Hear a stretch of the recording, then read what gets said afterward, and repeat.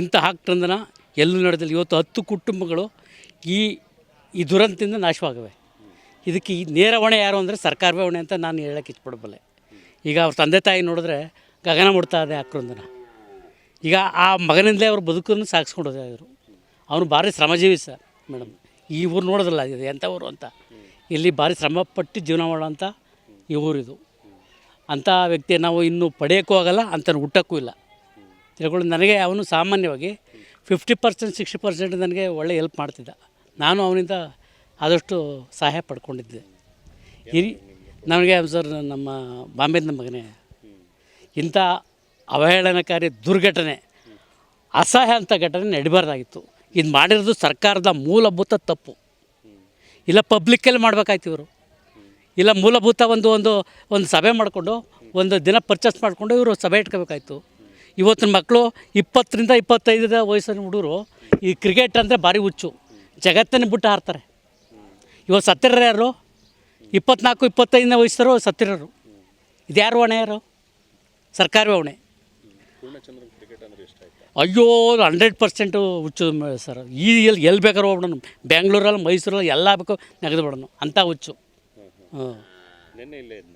Sir ನೆನ್ನೆ ಇಲ್ಲೇ ಇದ್ದು ಅವನು ಊಟ ಮಾಡಿಕೊಂಡು ಅವರಮ್ಮನ ಹತ್ರ ಹುಡುಗರು ಫ್ರೆಂಡ್ ಸರ್ಕಲ್ಲು ಇವನ್ನ ಫೋರ್ಸ್ ಮಾಡಿ ಕರ್ಕೊಂಡೋಗಿ ಫ್ರೆಂಡ್ ಸರ್ಕಲ್ ಕರೆದ್ರೆ ನೋಡೋಣ ಅಂತ ಒಂಥರ ಹುಚ್ಚು. ಇನ್ನೂ ಯೌವನ ಅವ್ರಿಗೇನು ನೋಡೋವಂಥ ಹುಚ್ಚು.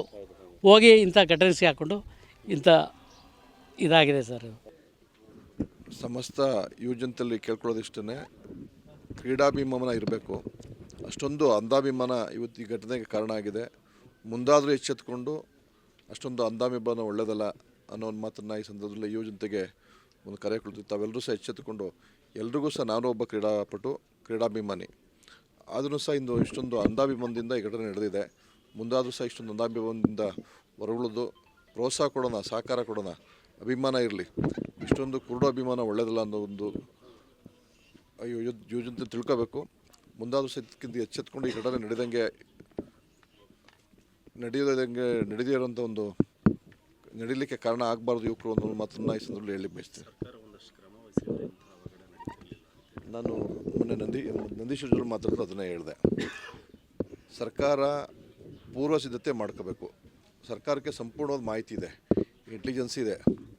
ಎಷ್ಟು ಜನ ಸೇರ್ಬೋದು, ಆ ಜನ ಸೇರಿದ್ರೆ ಅಲ್ಲಿ ಅವಕಾಶ ಆಗುತ್ತಾ, ಒಂದು ವೇಳೆ ಈ ಕ್ರೌಡನ್ನು ಕಂಟ್ರೋಲ್ ಮಾಡಲೇಬೇಕು, ಏನು ಮಾಡಬೇಕು.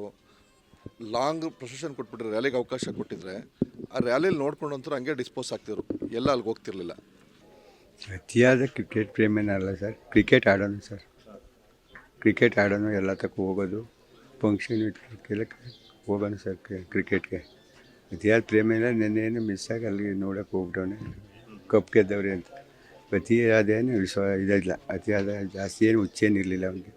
ಆಡೋಕ್ಕೆ ಹೋಗೋಣ ಸರ್, ಆಡೋಕ್ಕೆ ಹೋಗೋಣ. ಅದೇನೋ ಸ್ನೇಹಿತರ ಜೊತೆ ಹೋಗಿದ್ರು ಅಂತಾರೆ.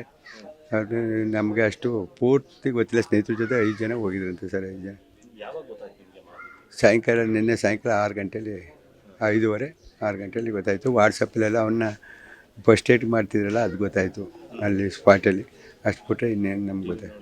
ಟಿ ವಿ ನೋಡಿದಾಗ, ಟಿ ವಿ ಮೊಬೈಲ್ ಇಲ್ಲ, ಮೊಬೈಲ್ ಅವನು ಅಲ್ಲಿ ರೂಮಲ್ಲಿದ್ದ, ಅಲ್ಲಿ ಮೈಸೂರಲ್ಲಿ ಇದ್ದ. ನಾವು ಮಾತ್ರ ಮನೇಲೇ ಇದ್ದೆ sir. Diploma civil Melkote, diploma.